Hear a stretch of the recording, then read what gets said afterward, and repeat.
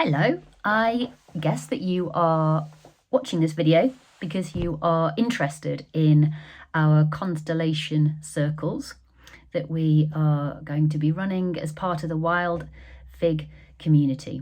They're going to start in October and they're going to run every month until next year.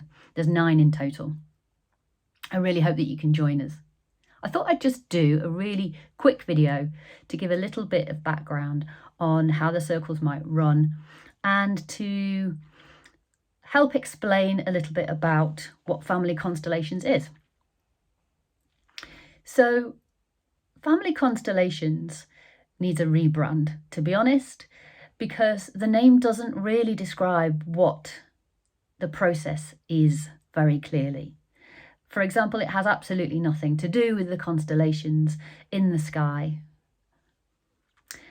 It's a bit more like building a living map of your family system and using the representatives that we have in the group to step in as members of your family to help you see something that you couldn't see before. It's hard to really put the words behind what happens in a constellation. I always say that it's so much better to have a go and experience it.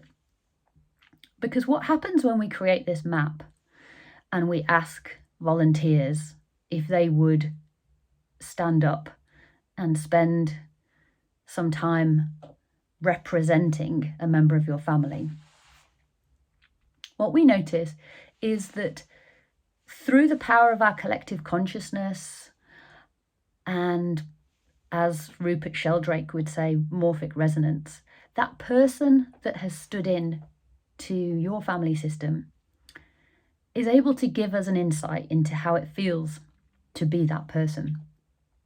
And when we then have a number of people representing different elements of the system and we investigate how it feels for those representatives to relate to each other, suddenly we start to see the 4D map of your family system.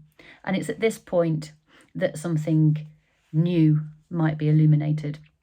And it's my job as the constellator to investigate where the family system has got blocked or where the flow of love has got lost or distorted.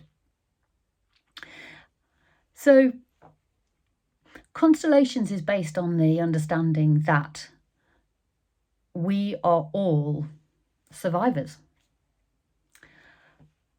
And sometimes what it took for our ancestors to survive was so powerful that the choices they made, the behaviors they had to adopt, the decisions that they had to make, the sacrifices that inevitably they had to make, sometimes these were so powerful that they became imprinted in the ways of being in that family, even imprinted in some respect on our actual DNA.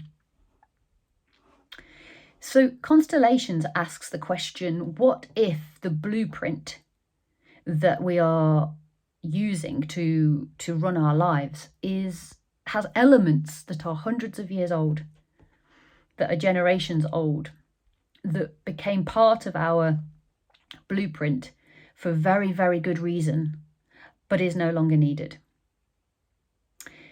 So Constellations offers us the opportunity to see these patterns, and then we have a choice of which ones we take forward and which ones we leave in the past.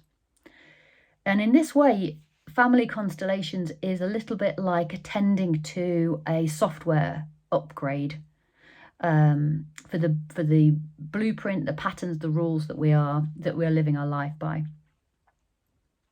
So let me give you some examples to bring it to life. In a family constellation, the client might see that as the eldest child in the family, they stepped in for an absent parent, and that was what was required for their family to operate effectively. And yet today they continue to take excessive responsibility in their work or in their home or in their social life, and that this leads to exhaustion or fatigue.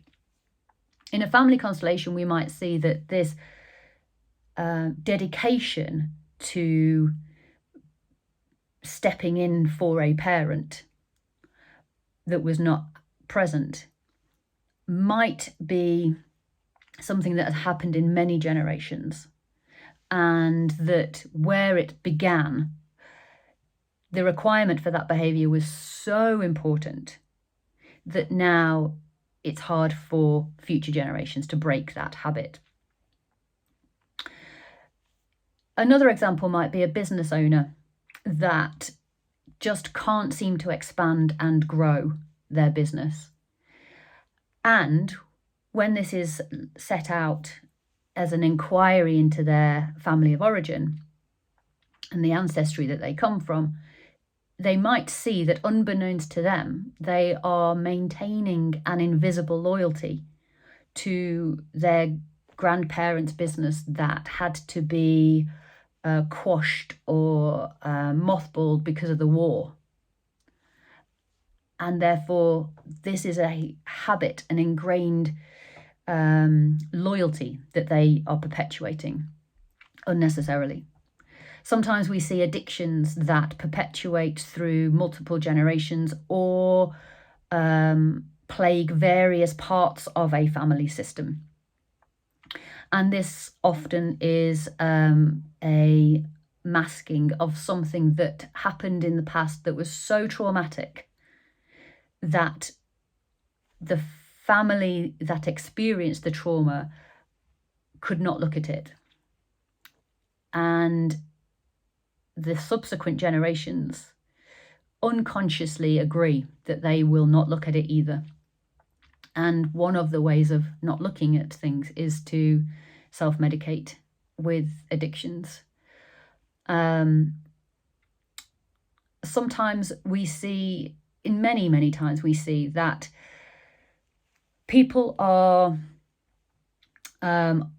unconsciously agreeing in their life choices that they will not do better or be more successful or more happy than their own parents or their grandparents through a process of blind loyalty and blind love to the plight or the hardship that their ancestors had to go through in order that they were able to take birth and take life themselves.